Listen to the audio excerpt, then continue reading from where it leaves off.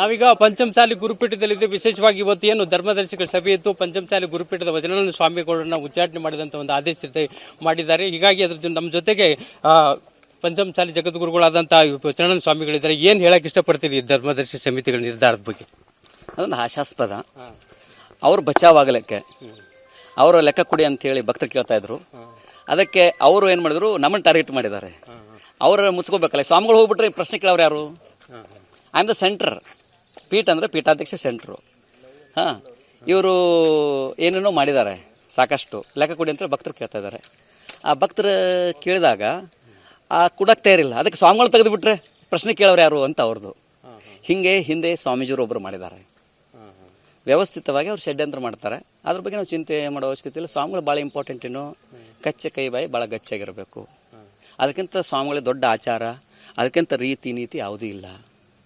ಎರಡನೇದು, ಸ್ವಾಮಿಗಳಾದವರು ಏನು ಮಾಡಬೇಕು ಅನ್ನೋದನ್ನು ಭಾಳ ನಾವು ಸ್ಪಷ್ಟವಾಗಿ ಕಳೆದ 8 ವರ್ಷದಿಂದ ಈ ಮಠಕ್ಕೆ ಪ್ರಾಮಾಣಿಕವಾಗಿ ನಾವು ಸಂಘಟನೆ ಮಾಡ್ತಾ ಇದ್ದೀವಿ.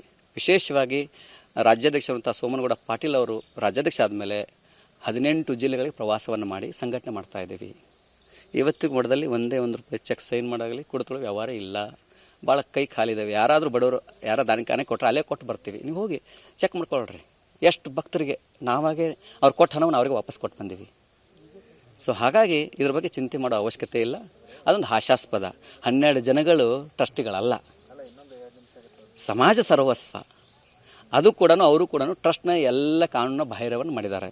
ಇಲ್ಲಿ ನೋಡಿ, ಇಲ್ಲಿ ಕಾಣ್ತದೆ ಈ ಬಿಲ್ಡಿಂಗು. ಇದು ಸರ್ಕಾರ ದುಡ್ಡು ಬಂದು ಬಿಲ್ಡಿಂಗೇ ಇಲ್ಲ. ಇಲ್ಲಿ 10 ಕೋಟಿ ರೂಪಾಯಿ ಹಣಕಾಸು. ನಾನು ಕೇಳ್ತಾ ಇಲ್ಲ, ಭಕ್ತರು ಕೇಳ್ತಾ ಇದ್ದಾರೆ. ಇವತ್ತು ಅವ್ರು ಲೆಕ್ಕ ಕೊಟ್ಟು ಹೋಗ್ಬೇಕಾಗಿತ್ತು. ಆ್ಯಕ್ಚುಲಿ ಅವ್ರು ಬರಬೇಕಾಗಿದ್ದು ಲೆಕ್ಕ ಕೊಟ್ಟು ಹೋಗ್ಬೇಕಾಗಿತ್ತು. ಇನ್ನೊಂದು, ನಮ್ಗೆ ನೋಟಿಸ್ ಕೊಡ್ಬೇಕಲ್ವಾ? ಕೊಡ್ಬೇಕು. ನಾವು ಕೂಡ ಪೀಠಾಧ್ಯಕ್ಷರಾದ ಮೇಲೆ ನಮ್ಮ ಹೆಸರು ಹಾಕೊಂಡಾರ, ದಿವ್ಯ ಸಾನ್ನಿಧ್ಯ ವಚನಾನಂದ ಸ್ವಾಮೀಜಿ ಅಂತ ಹಾಕೊಂಡಿದ್ದಾರೆ. ವಚನಾನಂದ ಸ್ವಾಮೀಜಿ ಹಾಕೋ ಮೇಲೆ ನಮ್ಮ ಡೇಟ್ ಕೇಳಬೇಕಲ್ಲ.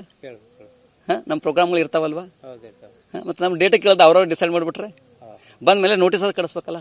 ನೋಟಿಸ್ ಬಂದಿಲ್ಲ, ನಮ್ಗೆ ಗೊತ್ತಾಗಬೇಕಲ್ಲ.